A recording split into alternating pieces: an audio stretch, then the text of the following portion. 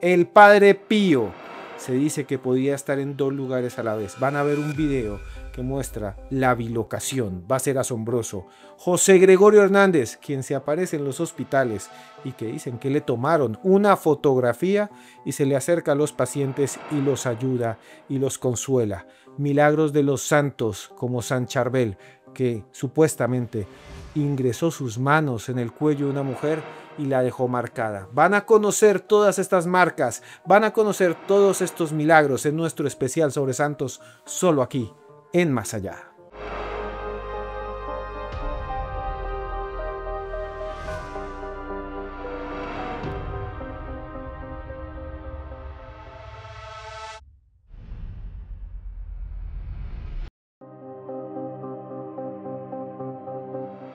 Las historias que van a escuchar ustedes a continuación son realmente impresionantes. Historias de personas que podían estar en 2 lugares a la vez. Le llamaban bilocación. Historias de personas que supuestamente levitaban en la mitad de una iglesia, que hacían milagros, que podían hacer prodigios. Personas, vuelvo a decir, de carne y hueso, que podían desafiar toda lógica, desafiar la realidad, cambiar y jugar con el espacio y el tiempo. ¿Es esto posible? Hoy vamos a hablar de los santos más milagrosos de todos los tiempos, de santos realmente asombrosos.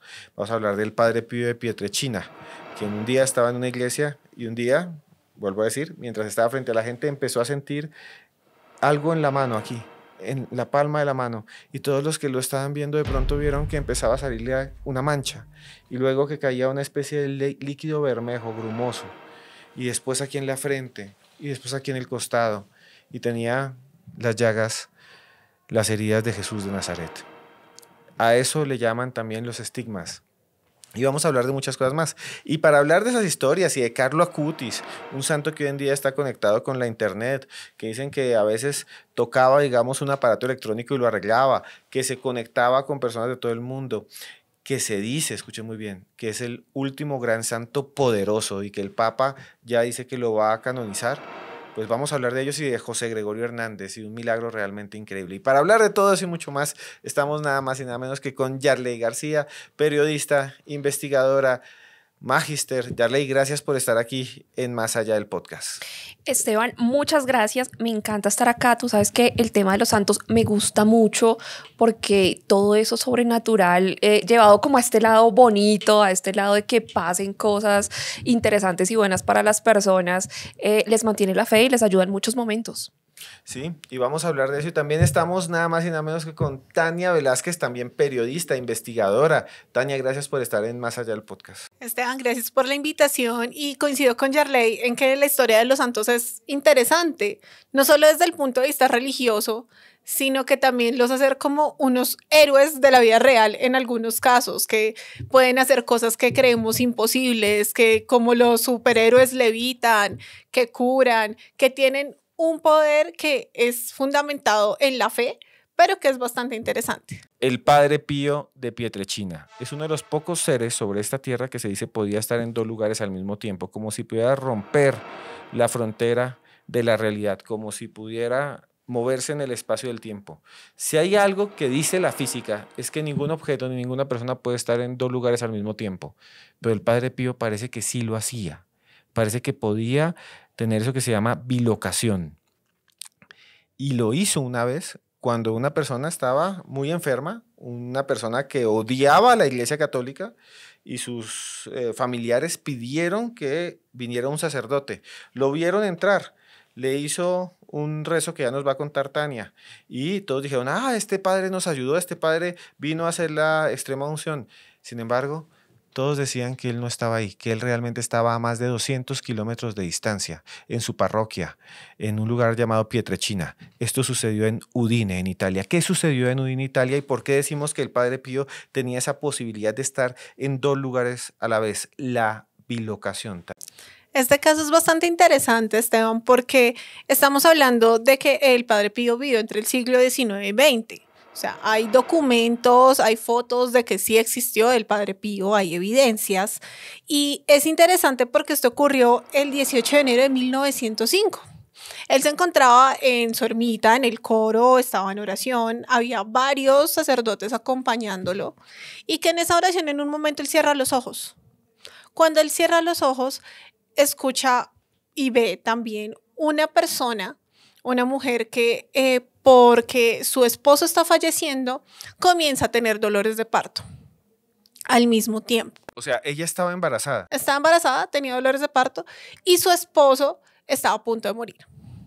Su esposo era masón y estaba custodiado por 2 masones más. En ese momento, él escucha la voz de la Virgen María. La Virgen María le dice que por favor le encomienda esa niña, le encomienda sobre todo que la bautice porque va a ser un diamante que lo va o sea, un diamante en bruto y lo va a pulir.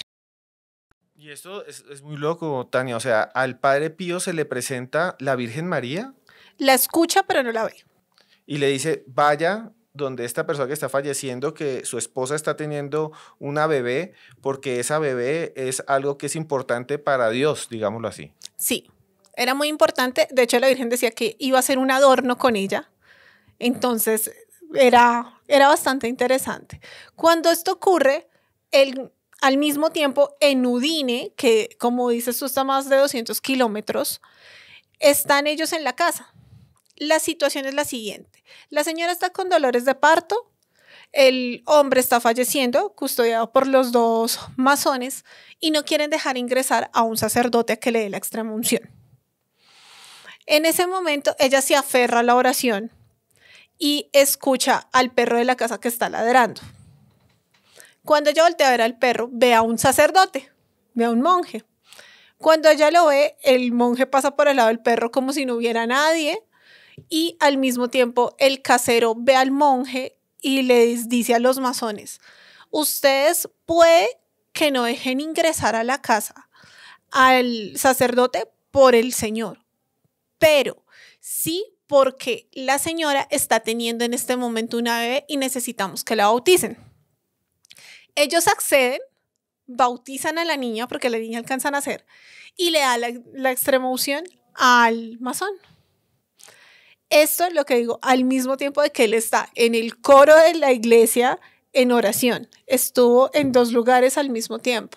Estamos hablando entonces de un portento increíble. O sea, el Padre Pío se presenta en la casa de una persona que está en proceso de agonía, que ya se va a morir.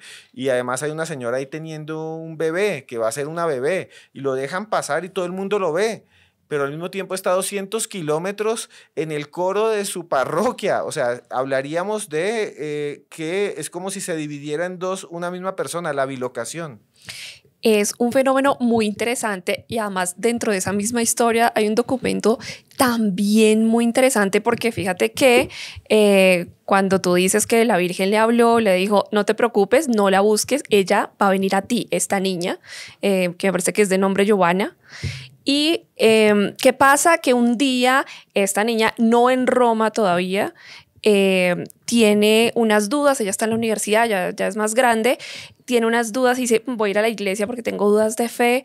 Ya era muy tarde, llevan a cerrar la iglesia y le dicen, queda media hora para que cerremos, pero si usted encuentra a alguien que la confiese, vaya. Ella va, efectivamente encuentra a alguien, a un cura, en el confesionario. Ella le cuenta sus dudas de fe que tenía en ese momento, él se las aclara, parece que con mucha teología, y cuando ella va a salir, dice, no cierre toda la iglesia porque ahí, pues el cura, el padre que me confesó.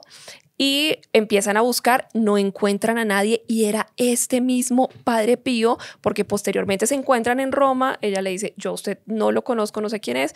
Y él le dice, sí, yo estuve cuando usted nació y cuando usted tenía dudas de fe, yo fui el padre en ese confesionario. Una historia muy, muy increíble. Es como si el Padre Pío pudiera dividirse en 2 personas y visitar a la gente, digamos, por voluntad propia. Sería como ese milagro de estar en 2 lugares a distancias increíbles, a más de 200 kilómetros, ¿verdad? Así es, y con el tiempo Giovanna se volvió monja también, por ese mismo testimonio de fe, por lo que le ocurrió con el Padre Pío, se acercó más a Dios y continuó con la orden como tal. Y hay una cosa que realmente es asombrosa con el Padre Pío, y es que incluso en el pleno funeral del Padre Pío se grabó un video que es realmente asombroso, que sería el único video el único video que existe que probaría que se puede dar la bilocación. O sea, que una persona puede estar en dos lugares a la vez. Vamos a ver parte de esas imágenes. Las están viendo acá. Sucedió el 26 de septiembre de 1968. La filmación es de la RAI, la televisión italiana. Y lo que se ve ahí, lo que ustedes están viendo, es el funeral del padre Pío. Y quien aparece ahí es el padre Domenico d'Assese. Ahí lo ven, aparece este padre, un monje con su sotana. Pero lo más extraño es que realmente el padre Domenico no debería estar ahí. Porque muchos de los que estaban en ese lugar decían que lo vieron, que incluso hablaron con él, pero él estaba en su monasterio, en el monasterio de Monapelo, que quedaba nada más y nada menos que a 200 kilómetros de distancia. El fenómeno de la bilocación.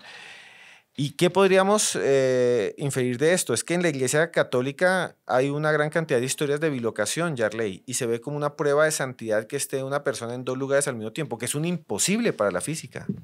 Y en la Biblia se documentan muchísimo en el tiempo del hecho de los apóstoles, muchísimos milagros. Cuando hay 120 días de ayuno, el derramamiento de Pentecostés, la gente, que inclusive aquí dentro de estos santos vamos a ver como por ejemplo el don de lenguas, el don de sanidad, y vemos muchísimas historias increíbles, sobre todo en esa primera época, pero que además son historias que uno puede encontrar alrededor del mundo en todas las culturas también. Entonces, eso que de pronto a los católicos y a los cristianos en esta época donde todo es más frío, ¿no? Donde se prima un poco la razón sobre la fe, donde de hecho la santificación, la beatificación tiene que ser con milagros probados, porque eso hay que contárselo a la gente, ¿no? Tú quieres ser beato, tienes que tener un milagro probado y verificado por la iglesia. Quieres ser santo, tienes que tener 2 milagros. Entonces, como si los milagros fueran algo demasiado escaso, ¿no les parece? Y además el Vaticano los investiga, o sea, Claro. no sé, Tania, pero es que el Vaticano no es que diga, ay, sí, a esta persona que puso una plaquita en una montaña, como le ayudó a la familia, es que es un milagro y se vuelve santo. No, ellos envían médicos, psiquiatras, tienen que tener documentos, o sea, hoy en día el proceso de canonización Es de un años. proceso de años, es un proceso también es político, pero los casos son sorprendentes, ¿verdad, Tania? Son sorprendentes y como tú lo mencionas, es un proceso lineal. No estamos hablando de que solo hizo un milagro y ya se volvió santo, ¿no? Entonces, si tuvo una vida ejemplar, si era una persona, por decirlo, juiciosa, del común, no es santo, es venerable. Ya después, si hablamos de que le investigaron la vida, se dieron cuenta de que pues sí cometió sus errores como ser humano, pero no eran terribles, no eran pecados grandes, que se confesaba, que iba a la iglesia. Ahí se habla del beato, ahí sí se hace un milagro, tienen que hacer un milagro, y hay un padre que le llaman el abogado del diablo. Le llaman así porque es el padre que tiene que comprobar que no era santo, que el milagro jamás se hizo, que fue por obra de la ciencia, de la medicina y demás. Y después cuando hay 2 milagros, ahí sí se lleva a la canonización cuando el Papa lo considera también. Hay otra forma de llegar a la santidad y es por el martirio, ¿no? Si fuiste martirizado, obviamente no, digamos, no es un gran camino. Desvivido. Ok, perdón. No, está bien, martirio y desvivido. Si fuiste desvivido, pero en esa causa particular, entonces ya también hay algo que tiene que ver y que tú mencionas, Tania, y es como más o menos cómo llevaste ese apostolado de alguna manera, ¿no? ¿Cuáles son las obras que tú hiciste para contar la fe del evangelio y cómo llevaste ese camino de que sería apostolado? O sea, como contar el mensaje de Dios. Y uno de los milagros más extraños o de los santos más populares en los últimos tiempos tiene que ver con San Charbel. San Charbel era un monje que vivió su vida en el Líbano, maronita, que son monjes que viven allá, algunos en unas reglas diferentes a las que nosotros conocemos de los monjes en este lado de Occidente, pero Charbel creía en Cristo, era una persona que cuando falleció exudaba de su cuerpo, salió con una especie de olor a flores, esto de los cuerpos que ya no huelen horrible, que ya no vuelven a podrido, que ya no huelen a mortecino, sino que vuelven como a perfume, se vuelve también una señal de santidad. Y este no solo olía a perfume, sino que cuando falleció, en vez de salir en líquidos nauseabundos, putricientos, de esos que le salen a todos los cuerpos, le salía supuestamente un bálsamo que empezaron a recogerlo, se lo ponían a las personas y supuestamente se curaban. ¿Es verdad, Tania, este asunto? Sí, el asunto de San Charbel es interesante porque era un monje maronita, o sea, de una comunidad asociada también a la iglesia y que vivió hace mucho tiempo y que también es una figura interesante porque estamos hablando de un santo del Medio Oriente. Entonces, se habla de que incluso hubo una profecía de uno de los profetas en la Biblia que dice que era el santo que iba a unir los dos mundos, que iba a unir tanto Oriente como Occidente. Y en el caso de San Charbel, su cuerpo exuda lo que llaman un bálsamo que muchas veces es de color rosado y que, como lo comenta Esteban, huele rico. Entonces, ¿qué pasa? Que la gente se siente atraída, recogen el aceite y en algunos casos lo comercializan, que no es el ideal para los monjes maronitas, sino que ellos mismos se encargan de distribuirlo cuando sienten que las personas necesitan un milagro y necesitan sanarse.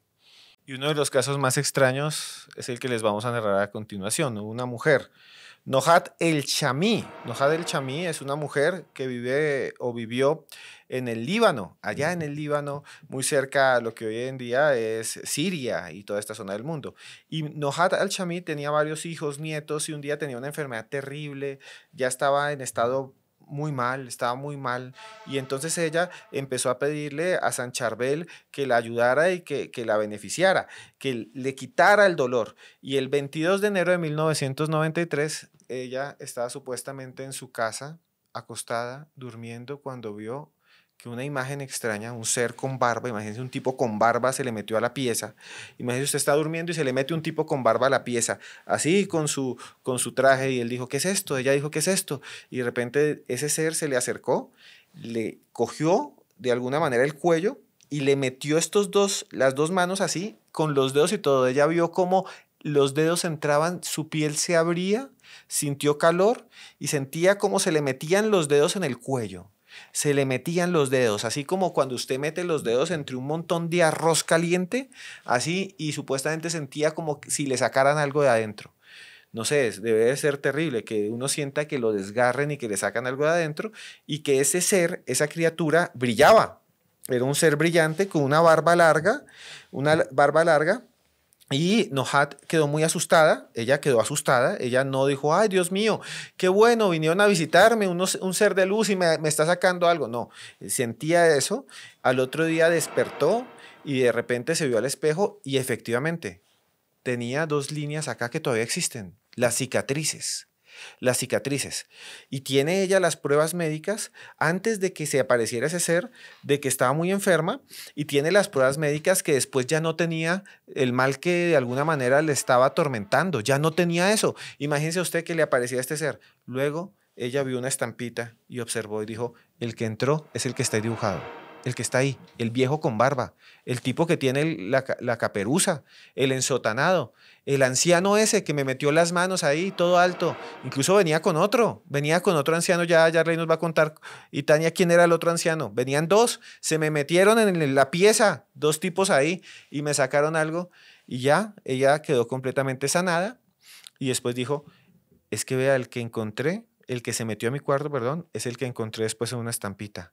Era San Charbel. Es una historia increíble, ¿no? Y ella todavía tiene aquí la cicatriz. Es una historia increíble. Este es un santo que lo escuchamos nombrar muy recientemente, además porque es el santo de varios cirujanos, Esteban. Muchos cirujanos, muchos médicos creen en San Charbel y es un santo bien, bien particular, no solamente por el bálsamo que expide, porque su cuerpo no se ha corrompido, que es algo también muy importante. Tanto ha sido que ha existido varios momentos de la historia en que la gente inclusive pues ha querido llevarse restos de San Charbel, ¿no? Que está altamente custodiado en este momento porque, como ustedes saben, hay un tema ahí de las reliquias católicas, la gente tiene como una serie de supersticiones muy grandes con eso, entonces está en este momento muy custodiado, pero esta señora que tú mencionas estaba sufriendo una parálisis, ¿no?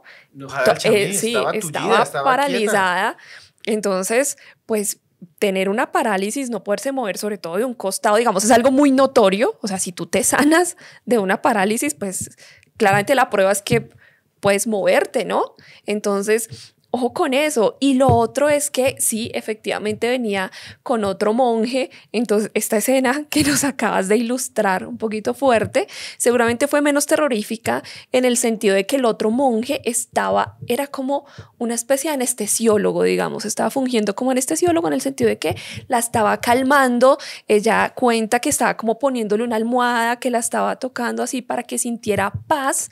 Y efectivamente esta mujer fue curada por este santo sanador que me recuerda mucho a San Gregorio, la verdad. Sí, es lo que iba a decir. José Gregorio Hernández, que ahora es San Gregorio Hernández, el 19 de octubre del año 2025 se convierte en santo, o se convirtió en santo. Pero no solo esto sucedió con esta mujer, Tania, sino que también la familia estuvo involucrada. Incluso hay una cosa que pasa con los santos que yo quería decirles, y es que ellos empiezan supuestamente a dar señales y empiezan a presentársele incluso físicamente, y hay fenómenos paranormales muy extraños que le suceden a los familiares antes de los milagros. Y lo más sorprendente de este caso, que tiene que ver con San Charbel, es que esta mujer, Nohat al-Shami, tenía un grupo de familiares que también empezaron a vivir experiencias paranormales muy extrañas. Es más, se dice que los santos no intervienen de un momento a otro, no es como si aparecen en su vida, sino que también empiezan a enviar señales pequeñas. La gente dice que ve visiones, que huele el olor de la santidad. No sé si ustedes han vivido eso, que va a un hospital y, por ejemplo, hay una persona muy enferma y la gente dice, aquí huele a rosas, huele a santidad. Es que esta persona se va a ir o esta persona se cura. Es cuando huele así en una sala de urgencias, no sé si lo han sentido. Y se dice que San Charbel ya había entrado en contacto, o este santo, o este ser de luz había entrado, o esta criatura, o este espíritu había entrado en contacto con los familiares de esta mujer, Nojada al-Chamí. Sí, de hecho, los más religiosos eran los hijos. Y el hijo de Nohat se fue hasta la ermita de San Pedro y San Pablo, fue a orar y encomendó a Nohat a San Charbel. Él decía, mi mamá tiene el 70% de las arterias malas al lado derecho y el 80% al lado izquierdo. Era algo casi imposible. Él se puso a orar y su hermana, o sea, la hija de Nohat, ella fue y consiguió el aceite de San Charbel. Y ella le empezó a untar el aceite cuando iba y la visitaba.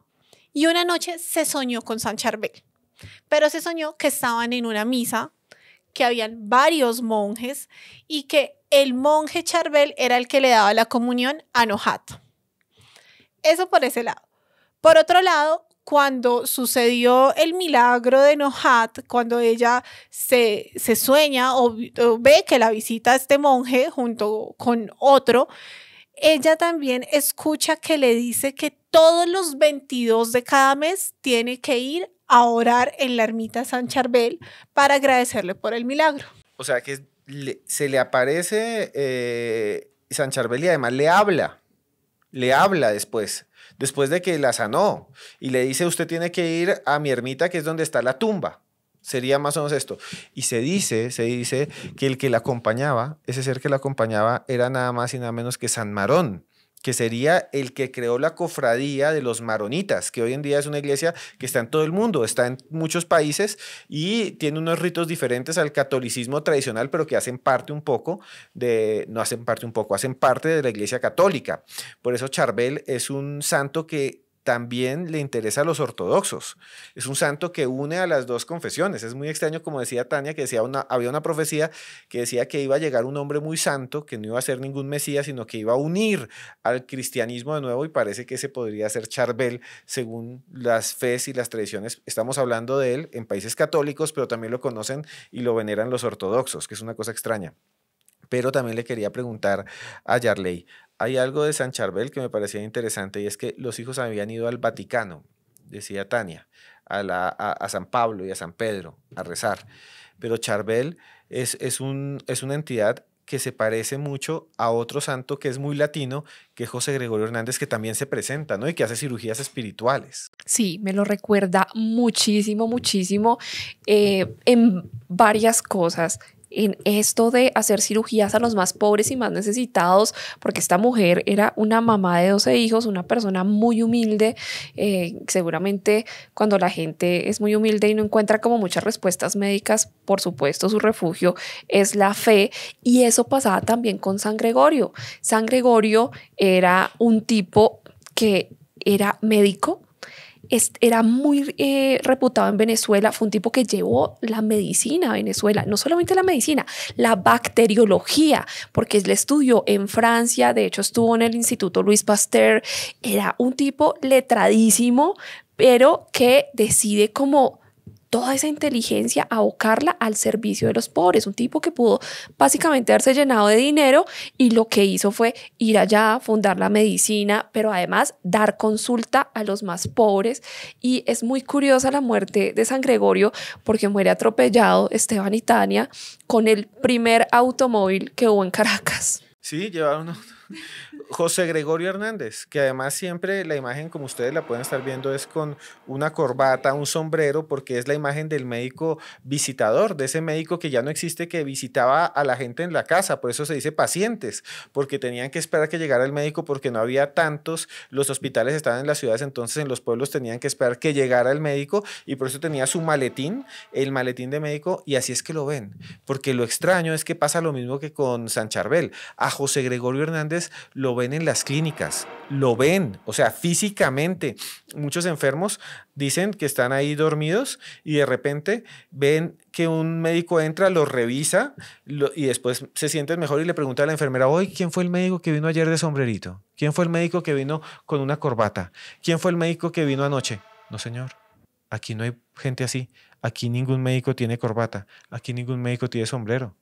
Y entonces después se dan cuenta que es José Gregorio Hernández en esa imagen tradicional, y esta gente dice que es curada, ¿no? Y hay incluso fotos. Están viendo esta foto que supuestamente fue tomada en un hospital en Caracas. Es una imagen de José Gregorio Hernández que supuestamente fue tomada dentro del hospital, y ahí aparece José Gregorio Hernández, que falleció, como nos cuenta Yarley, el 29 de junio de 1919. José Gregorio fue el primero en llevar un microscopio. El primer microscopio que estuvo en Venezuela y en parte de toda Latinoamérica lo llevó José Gregorio, que además quería ser sacerdote.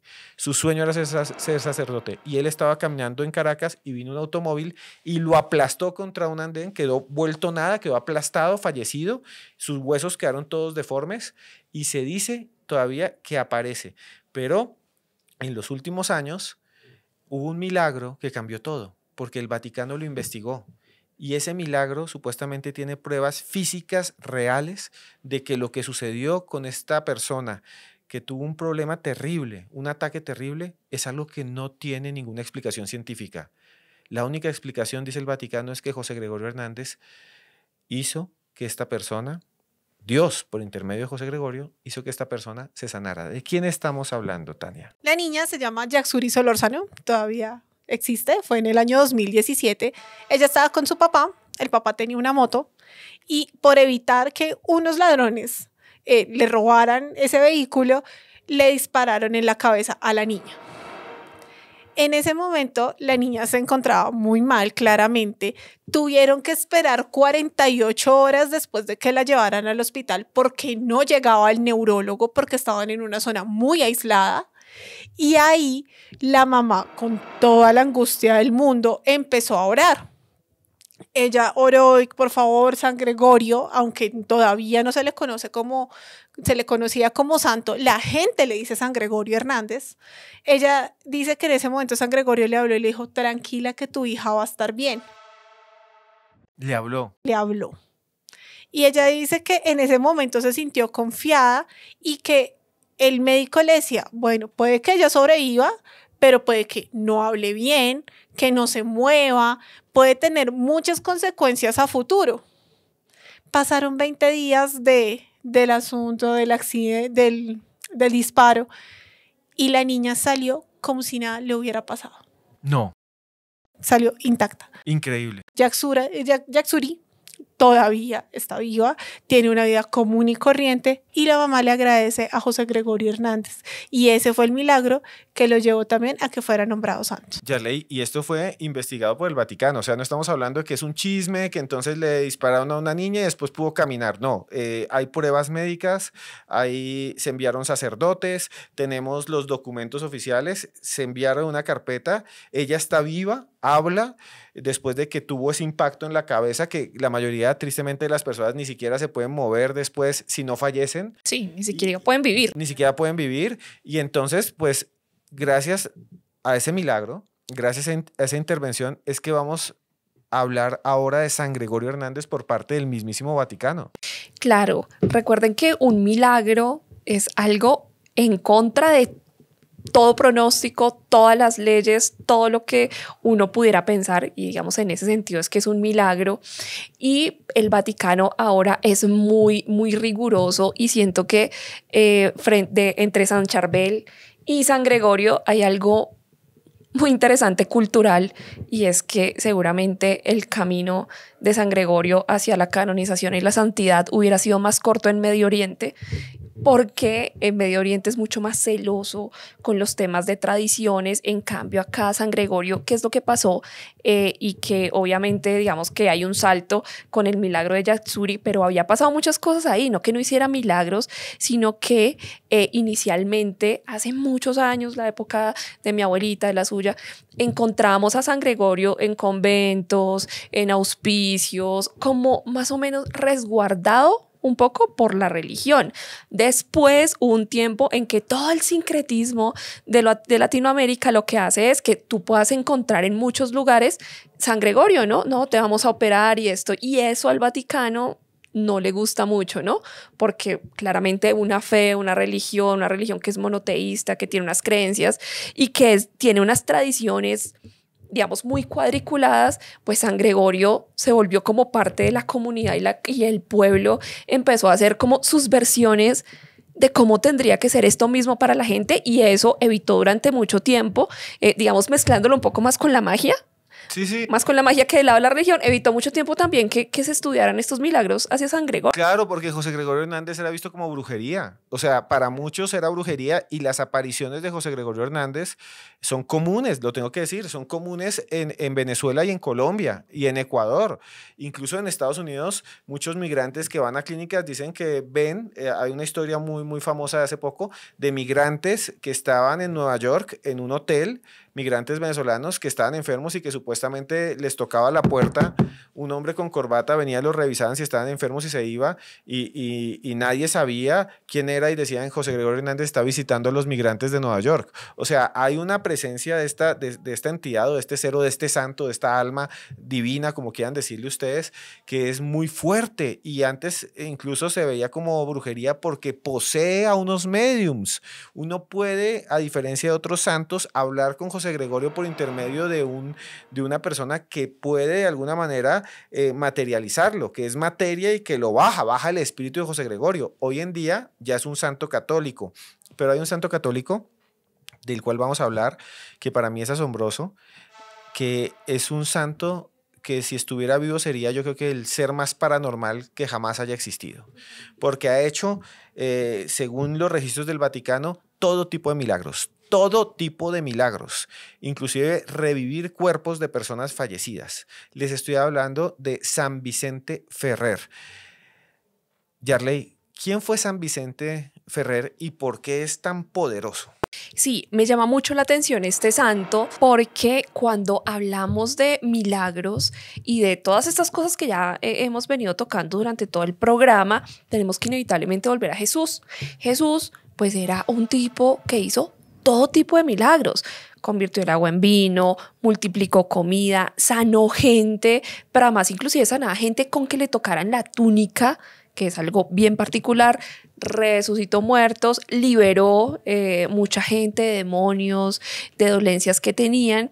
Y hay un versículo bíblico donde Jesús dice, si eres mi discípulo, si crees en mí, harás estas cosas, o sea, las que yo hice y cosas mayores. Y este santo en particular tiene una historia que me recuerda mucho esa frase, pero además era muy común en este santo que hiciera todo tipo de milagros. Entonces, que sanara gente, que multiplicara cosas. Este señor es tanto, Esteban y Tania, que tuvo más de 380 testimonios en el momento de su beatificación. O sea, esto es muchísimo y estamos hablando también hace muchísimo tiempo.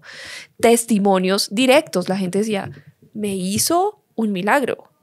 Entonces, imagínate el nivel de este santo. Pero además, también en la Biblia habla que hay unos dones espirituales y entre esos está el de hablar en lenguas. Cuando fue en Pentecostés, que 120 personas que estuvieron con Jesús, que fueron testigos de Jesús, estaban haciendo un ayuno o un derramamiento de Pentecostés y ellos hablaron en lenguas. Entonces decían que si había, por ejemplo, un judío alemán, que estaba en ese momento en Jerusalén, entendía misterios en alemán, o sea, alguien le hablaba en alemán, que si había un italiano, que si había, eso pasó en la Biblia lo documenta y este señor tiene también esa señal.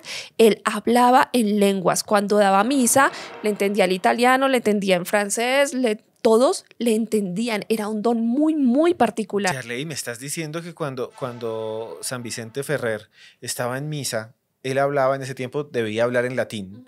Cuando él daba la misa en latín, si había una persona que hablara alemán, lo escuchaba en alemán, y si había alguien que hablaba, no sé, francés, lo escuchaba en francés. O sea, es como si algo lo tradujera, una fuerza sobrenatural la tradujera cuando él hablaba y lo escuchaban en todas las lenguas. Sí, muy, muy impresionante lo que se documenta de este santo y también el milagro que seguramente Tania nos va a ampliar, que es un milagro, tiene un título un poquito complejo, se ha documentado en algunos libros que le dicen el milagro del niño guisado. ¿Del niño guisado? Como si hubieran cocinado, Tania, un niño, como si hubieran cogido un niño y lo hubieran metido en una olla express, como si hubieran metido a un niño en un barril de estos que hay ahora de barbecue. ¿Qué fue lo que pasó? Literalmente. Es una historia bastante escabrosa, perturbadora, de hecho, porque hablamos de que fue en el momento en que San Vicente Ferrer iba a visitar al Papa. Entonces, él peregrinaba, paraba en alguna casa, pedía comida y la gente quería mucho a San Vicente. Llegó a un hogar donde no había comida y la mamá de ese hogar dijo, no hay nada, estoy desesperada, ¿qué le doy de comer a este señor? Y ella dijo o se le ocurrió en ese momento, que la mejor idea era acabar con su hijo, cocinarlo y cortarlo por partes y hacer un guisado con el niño. O sea, eso es canibalismo. Que le sirvió al santo, ¿no? Sí. No puede ser, o sea, el santo llegó y dijo, no le tengo comida, no le tengo tragantina, no le tengo nada que dar, cojamos a mi hijo, lo picamos y lo metemos como si fuera en una olla de tamales para alimentar a Ferrer. Sí, como en una historia de los hermanos Grimm de las antiguas. Él, cuando le sirvieron el guisado del niño y él se dio cuenta. Cuando él se queda revisando las partes, las unió y el niño resucitó. O sea, cogió la pierna, el brazo, la cabecita cocinada y enseguida se pegaron las partes con una película. Imagínense ustedes un brazo, una pierna mutilados y los pegan ahí como un muñeco y de pronto se para así y dice, hola mamá, aquí estoy, me cocinaste. Algo así sucedió. Exactamente. ¿Y ese es el milagro del niño guisado? Pues hay una variación de esa historia porque, bueno, además imagínense el galimatías que se vuelve esto, la madre, ¿no? La madre que cocina al niño, después dice que San Vicente la perdona, pero bueno, imaginarse esto en cuadro real es muy complejo. Hay algunos libros que dicen que la historia es un poco diferente y es que había un padre cuyo hijo había sufrido pues una muerte violenta y fue a la tumba de este santo. Y ahí, digamos, en un acto sobrenatural, el niño no solamente revivió, sino, pues, digamos, estaba en partes y volvió a su estado normal. O sea, un niño lo habían desvivido y lo habían partido en partecitas y San Vicente Ferrer fue a la tumba. No, el papá del niño con el niño a la tumba. A la tumba de San Vicente y, o sea, el papá fue con el niño que lo habían dividido, digámoslo así, fue a la tumba y se pegó.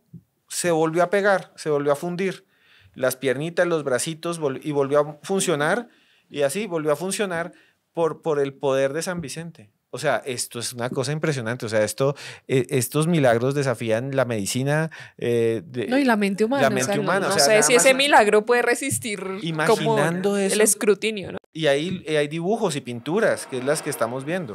Y no solo eso, en la ciudad donde ocurrió el milagro, tienen un mosaico y una placa que muestran ese milagro. Le dicen, en esta casa ocurrió el milagro del niño guisado que hizo San Vicente Ferrer. Hacen la reseña y ahí está la imagen. No, pero sí, y la gente muchas veces me escribe, ustedes que nos están escribiendo, por favor, síganos aquí en Más Allá Podcast, denle like ya mismo, síganos si les está gustando este tema, pero hay algo que me parece sorprendente, Yarley y también Tania y ustedes, y es que mucha gente dice, ay, pero eso es porque fue hace mucho tiempo, se inventaban todo, cualquiera era puro chisme, ahora con celulares no hay esos milagros, ahora con internet, con cámaras no hay esos milagros, ahora con YouTube, que aquí estamos en YouTube, no hay esos milagros. Pues bien, sí hay una persona que es un santo ahora de internet y es un santo de YouTube y es un santo que tiene videos y es un santo que había hecho páginas incluso en redes sociales y le estamos hablando de Carlo Acutis, cuyo cuerpo aparentemente está allí en Italia. Es un chico italiano que falleció de una enfermedad muy compleja, degenerativa, que además era un fanático y le llaman el ciberapóstol, es el santo de internet y que también documentaba milagros como los que estamos contando. Es una cosa muy extraña porque ahora estamos frente a un santo, ya no como San Vicente Ferrer, ya no como el Padre Pío, sino que un santo que usaba internet, tabletas, celulares y además tenía silla de gamer. Ese era Carlo Acutis, San Carlo Acutis dentro de próximamente en el Vaticano, ¿verdad, Yarley? ¿Qué pensar de San Carlo Acutis? Me parece que es una historia muy interesante, además porque era un chico muy joven, unos 15 años, fallece, como tú dices, de leucemia, pero parece que siempre le gustaron los temas de programación y que durante su apostolado, las obras que quiso hacer, cuando un joven montaría una página de, no sé, cualquier cosa, entretenimiento, gaming, lo que tú estás diciendo, él hizo cosas como a favor del catolicismo, para llevar la fe cristiana y lamentablemente pues tiene una muerte muy temprana, pero se logra, digamos, por sus virtudes y todo eso, quedar ahí como en el corazón del catolicismo y se le documentan milagros que por su intercesión, ustedes saben que mucha gente, y esto es muy común, que cada persona tenga como su santo, ¿no? Que al momento que tiene algún problema o algo así, sobre todo los católicos, porque el resto de ramas del cristianismo lo dudo mucho, pero los católicos tienen como su santo específico, pues a Carlo Acutis se le pidió que intercediera por un niño enfermo que fue curado y además inclusive tiene al parecer milagros en Colombia, es decir, ha parado tormentas, entonces se le está atribuyendo esto y puede ser ahora el santo de la internet y también una manera de revitalizar un poco el catolicismo, ¿no? Porque también es una iglesia muy antigua, es una iglesia con unas tradiciones un poco cuadriculadas, sobre todo. Digamos que Bergoglio era un papa mucho más abierto, vuelven los católicos más bien a unas leyes nuevamente un poquito más herméticas y eso es muy difícil para los jóvenes en este momento. Entonces tener este santo, tener un chico que estuvo ahí como caminando en la fe, casi que es un respiro revitalizador, para la iglesia católica. San Carlo Acutis se comunica ya no en sueños, ya no se aparece, sino que muchas personas dicen que entran en contacto con plegarias virtuales, que les llegan mensajes de Carlo Acutis al celular, que están no durmiendo, ay, tuve un sueño con la Virgen, no, están en el computador y de repente están en sus redes sociales y dicen, este mensaje tan raro, ¿quién es este? ¿Es Carlo Acutis que se manifiesta por el celular, por las tabletas?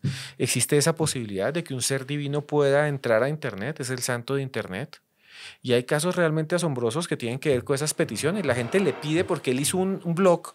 Él hizo un blog y en ese blog, mientras otros estaban viendo videos no por, él lo que estaba haciendo era un blog donde guardaba los milagros que se habían registrado en los últimos tiempos. Y él hizo un registro de las intervenciones sobrenaturales de Dios en el siglo XX. Y entonces, hoy en día la gente le pide por internet y ese caso es sorprendente, uno de los casos que lo canonizan ahora, y es de una niña o un niño que es curado por intersección, sería así, de Carlo Acutis. ¿Cuál es ese caso, Tania? Hay dos casos. El del niño es un niño que tenía una enfermedad congénita en el páncreas. Era una enfermedad incurable. De hecho, la gente ya estaba diciendo, el niño va a morir dentro de poco, tenía 12 años, es imposible que él se salve. Pero cuando Carlo Acutis murió y la gente empezó a hablar de él, comenzaron a hacer un recorrido de sus reliquias antes de que fuera santo o que decidieran que fuera santo. Y la mamá del niño se puso a hablar con el padre diciendo que necesitaba esperanza, que necesitaba un milagro, estaba desesperada y el padre le dijo que si había un muchacho que había escuchado y que había llevado una misión evangelizadora muy importante por el internet y que iban a traer sus reliquias. Ella fue a la misa con el niño y trajeron su computador portátil, que pues para la época Carlo falleció en el 2006, pues era una cosa bastante grande y pesada. Eso sucedió en Brasil. En Brasil. En el año 2020. 2020. Y fueron a la iglesia con un computador. Sí. Perdón por interrumpir, perdón, pero es que me parece increíble. Van a la iglesia con un computador. Con un computador. Y cuando terminan la misa, le ponen al niño para que toque la camiseta de Carlo y le ponen el computador en el abdomen del niño. El computador de Carlo Acutis. El computador de Carlo Acutis. Sí.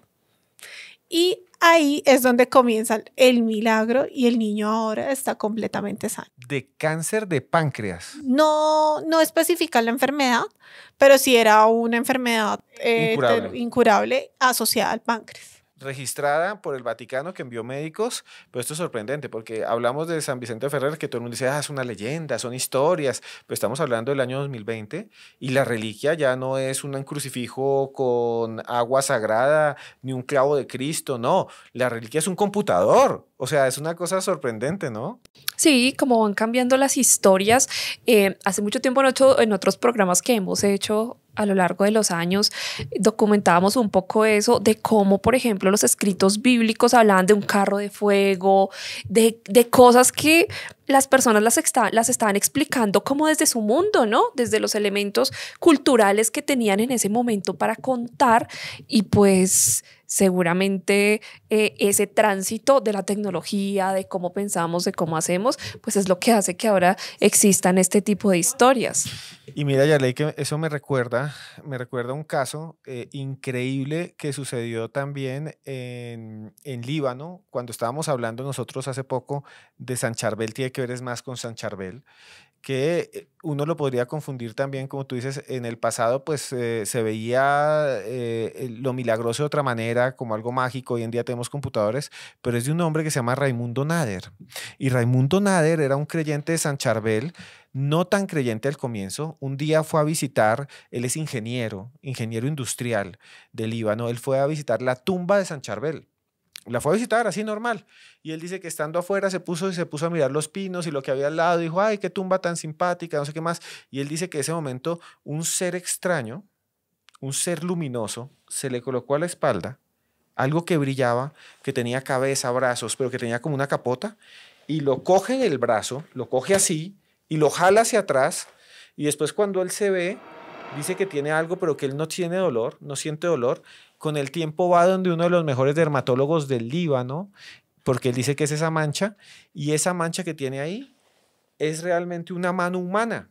Es como si alguien le hubiera puesto una mano y hubiera quedado marcado. Raimundo Nader, están viendo las fotografías. Eso que de alguna manera lo tocó, él dice, es San Charbel, ¿verdad, Tania? Pero podríamos decir un montón de cosas, porque podríamos decir tuvo un missing time, un tiempo perdido, Tania, ¿verdad? Y además podría ser eso, podría ser algo no humano, ¿no? Se parece muchísimo, pero es un encuentro con San Charbel y tenemos las pruebas físicas. Es un caso particular, porque con San Charbel hay algo, y es que siempre hay marcas de los milagros que él realiza, así como el de Enojada al-Shamí, que tenía las dos cortadas de la cirugía. Pero es interesante el caso de Raimundo porque, primero, estamos hablando de un episodio de tiempo perdido. Él dice que él se acercó a la iglesia de San Charbel porque él tenía una crisis de fe, que a todo el mundo en algún momento le pasa, Dios existe, no existe, bueno, etc. Y pasó lo que dices tú, de que va hasta el templo, que le tocan el brazo, pero él dice que él sintió que el tiempo en el que estuvo ahí fueron 5 minutos. Cuando él salió por decirlo así, de ese trance, se dio cuenta que han pasado 4 horas. 4 horas en las que había tenido esa experiencia, donde había visto un ser de luz, y que además él dice que no se comunicó verbalmente, sino con telepatía. Estamos hablando de que la persona, o San Charbel, él también dice en algún momento que puede ser Dios porque vio esa figura luminosa, estaba hablando con él y que no necesitaba articular una palabra porque él se sentía escuchado y se estaba comunicando mentalmente. Y esto es muy extraño y es realmente sorprendente porque sí se parece mucho a los encuentros con no humanos, ¿no? Con la gente que dice que tiene contactos con seres de otros mundos. Y es eso, lo mismo. O sea, él dice son 5 minutos, pero fueron 4 horas. Habló con un ser que lo tocó y tiene esa marca que estábamos hablando que es asombroso porque puedes ver la marca en su piel, ¿no? Incluso la estamos viendo, es un poco impresionante, ¿no? Sí, es un poco impresionante, casi que yo diría que no santa, es bien, bien impresionante. Lo que pasa es que yo siento que culturalmente las personas como que le ponen la creencia digamos, interpretan su realidad bajo sus creencias, bajo el marco de sus creencias. Entonces, seguramente, pues este fenómeno que suena un poco paranormal y que puede tener 10.000 otras explicaciones en otras culturas, en otros saberes, pues si tú estás teniendo una crisis de fe, si fuiste a la iglesia o si fuiste a la tumba de un santo o un beato, pues tu mente inmediatamente lo va a relacionar con eso. Y es importante que la gente crea, porque seguramente creer la va a librar en muchos momentos de angustia y también la puede sanar y muchas cosas, ¿sí? Esto puede tener un sinnúmero de respuestas de cosas que todavía no entendemos bien, que no conocemos, pero que asociamos a lo que son nuestras creencias, nuestras costumbres. Y esto sucedió el 10 de noviembre de 1994. Y es algo muy loco porque este señor que es ingeniero y no creía, en ese momento no tenía fe, digamos, voy a ir allá porque ya no creo en nada de esto, no creo en Dios. Aparece este ser, le deja la marca y todavía la carga. O sea, tiene la marca en el brazo y dice que ha tenido más de 17 experiencias después de apariciones de Charbel, mensajes que le envían. Incluso hay unas personas que dicen que la marca que tiene aquí, de alguna manera se enciende o se ve más, se vuelve más viva. Digamos, él dice, ay, tengo aquí esta cicatriz y de pronto vuelve a surgir ahí como en carne viva y es porque va a pasar algo. Dice como si estuviera tocado, literalmente esa es la palabra, tocado por el santo, tocado por esa criatura. Pero es muy extraño ese caso. Y hay otro caso que yo quería que Tania nos comentara, ya estamos terminando este podcast, por eso les quiero decir, si les está gustando, denle like, y es un caso que tiene que ver con Colombia y Carlo Acutis, muy pocas personas lo conocen, y es que Carlo Acutis estaba cuando era muy joven investigando y encontró un milagro en el cual alguien paró un maremoto, un tsunami, en una zona de Colombia que se llama Tumaco. Un sacerdote hizo un milagro que allá llaman el milagro de la ola. ¿De qué se trata ese milagro, Tania? ¿Y por qué está conectado con Carlo Acutis? Y en el mundo ahora lo conectan tanto que dicen como si Carlo Acutis hubiera viajado en el tiempo y hubiera estado allí. Este caso es un milagro que le llaman eucarístico, que son los milagros relacionados exactamente con la presencia de la comunión consagrada. Este caso ocurrió en 1906, o sea, no había rastro de que Carlo Acutis existiera en ese momento. Y en la población de Tumaco comenzaron a sentir un terremoto muy fuerte, bastante. La gente se asustó tanto que se fue hasta la iglesia, estaban todos ahí y empezaron a decir: ¿qué hacemos? Oramos, que preguntémosle al padre Gerardo, que él es el que siempre nos dice qué hacer. El padre Gerardo estaba con otro sacerdote que se llamaba Julián y dijeron: ¿saben qué? Vamos a coger todas las hostias consagradas y vamos a mirar qué hacemos. El susto de todos fue tal que cogieron la hostia más grande y fueron e hicieron la señal de la cruz en el mar. Cuando vieron que se aproximaba esa ola tan grande, en el momento de hacer la señal de la cruz, la ola se detuvo. Se detuvo. Se detuvo. Y no pasó nada. No pasó nada. Y alrededor quedó todo destruido.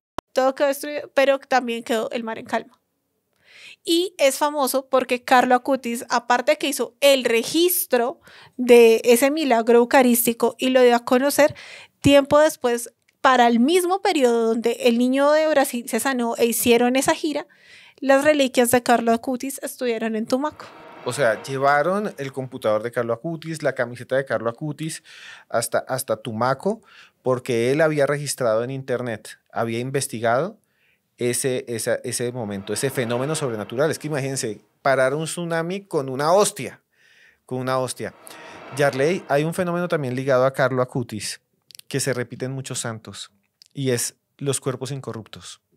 El cuerpo de Carlo Acutis lo han tratado, dicen que está allí, que lo han plastificado, que le han hecho una serie de elementos y lo ve uno como si estuviera durmiendo. Pero también en Don Bosco, un santo salesiano, el cuerpo también no se pudrió supuestamente. Y cuando a veces abrían los sarcófagos de los santos, no solo olía a rosas, el olor de la santidad que emanaba de los cuerpos, sino que estaban completamente momificados. Esto de los santos incorruptos y el cuerpo incorrupto es visto todavía como algo muy importante para la santidad, ¿no? Otro milagro más. Sí, dentro del catolicismo todas estas cosas evocan como la virtud, porque es que en el catolicismo también este término de santidad es como que es una persona especial, ¿sí? No así en el resto de religiones donde el santo es como apartarse para Dios, o sea, es más fácil ser santo, ¿no? O sea, solo si te apartas para Dios. De hecho, esa palabra santo significa un poco eso, apartado para Dios, pero en el catolicismo tienen que haber todas estas señales que son como muy importantes, algunas a mí me parece como... no sé, digamos, uno puede encontrar pueblos en el mundo donde las personas no se corrompen, se mueren y no se corrompen. De hecho, en Colombia inclusive hay un cuerpo así, un pueblo así. Entonces, yo lo que pienso es que estos fenómenos seguramente, sobre todo ese, se podrían explicar en donde está unos términos de temperatura, pero sí entiendo como toda esa asociación de la gente que lo oloroso, lo bonito, lo puro, lo que no se corrompe, pues lo asocian a santidad. Y ese es el misterio de los cuerpos incorruptos de los santos. Y ahí está Carlo Acutis. Bueno, estamos llegando al final de este capítulo de Más Allá. No sé, Tania, si tienes una conclusión sobre esto, ¿quieres decir algo más sobre Carlo Acutis? Estamos frente a dos santos muy poderosos. Hemos hablado de santos muy poderosos que pronto van a estar en el panteón, digamos así, del Vaticano, que son Carlo Acutis y José Gregorio Hernández, que tiempo atrás nadie hubiera apostado porque fueran santos y un santo de internet. Tania, ¿qué podemos concluir o qué piensas tú de todo lo que hemos visto? Que la iglesia está acercándose otra vez o buscando fieles a través de estas nuevas narrativas también como las que existen en el internet, ¿no? Entonces ya no basta solo con la cadena de oración que de pronto envía la tía por WhatsApp o que también, no sé, la imagen o la estampita, sino que acercar a los jóvenes al término de un santo que era también joven, que hacía su apostolado en la iglesia, pues hace que la iglesia quiera adquirir más fieles a través de este tipo de modernización de una persona como lo era Carlo Acutis, porque es más cercana a nuestra época.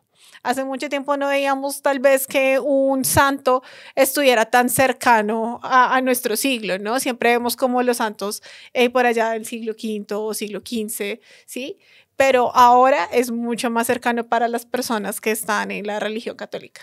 Y esa cercanía entra también con lo sobrenatural porque tenemos un santo de internet, tenemos un santo que aparece en los hospitales, pero a pesar de que tenemos celulares, tenemos computadores, tenemos cámaras por todos lados, estas personas siguen rompiendo las leyes de la física, digámoslo así, para hacer milagros, para dejarle marcas a las personas, para hacer una supuesta intervención espiritual, para enviarte un mensaje al celular.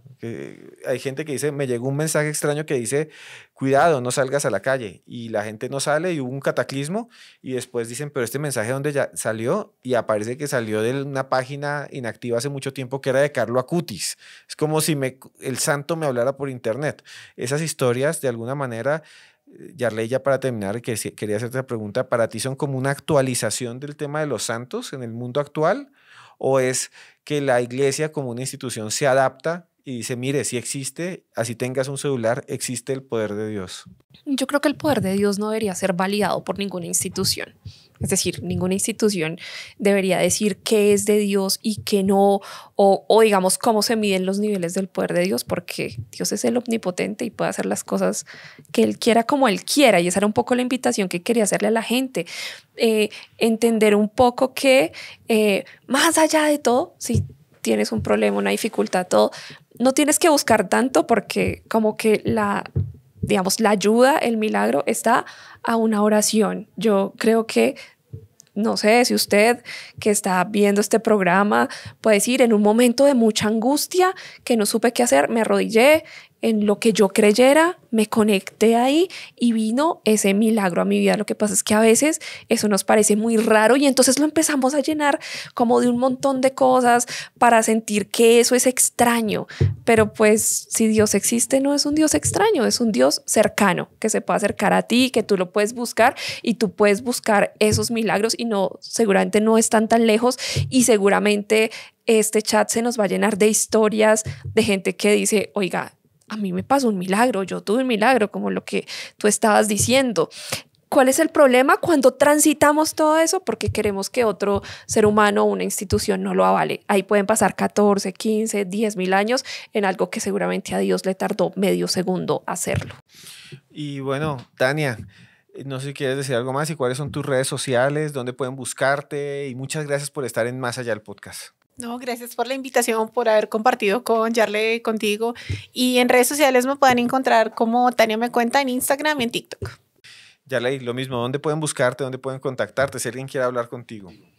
Bueno, si quieren hablar conmigo, en todas mis redes estoy como @YayisAnaliza. Me encanta esta invitación, Tania, me encanta verte, Esteban, la producción y bueno, ojalá nos sigamos viendo y estos temas de verdad que son fabulosos, además que tocan a todo el mundo y toda la gente tiene seguramente algo que contar de esto. Gracias a ti, Yarley.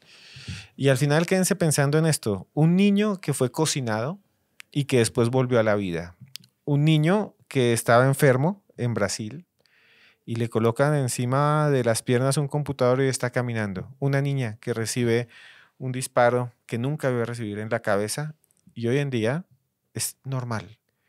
Son casos que desafían la lógica y que están entre la leyenda y la realidad, que rompen el espacio y el tiempo.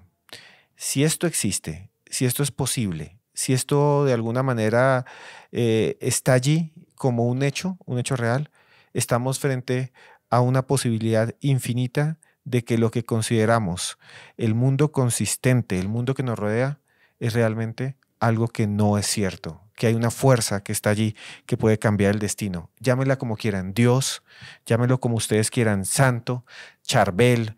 Si eso se comunica con nosotros y nos ayuda, de alguna manera representa que muchas de las cosas que pensamos no son ciertas. O tal vez solo sean leyendas para darnos fuerza en momentos de tristeza. No importa si no existe o si existe. Lo que importa es que en cualquiera de las dos líneas, estas dos cosas, si existen o no existen, nos ayudan, porque la fe mueve montañas. Crean ustedes, crean en lo que ustedes quieran, pero que sea bueno. Crean en lo que ustedes consideren que les haga bien, desde que no le hagan daño a los demás. Ese es el mensaje que les quiero dejar a todos ustedes. Y al final les quiero decir que por más lejos que andemos, siempre habrá un más allá.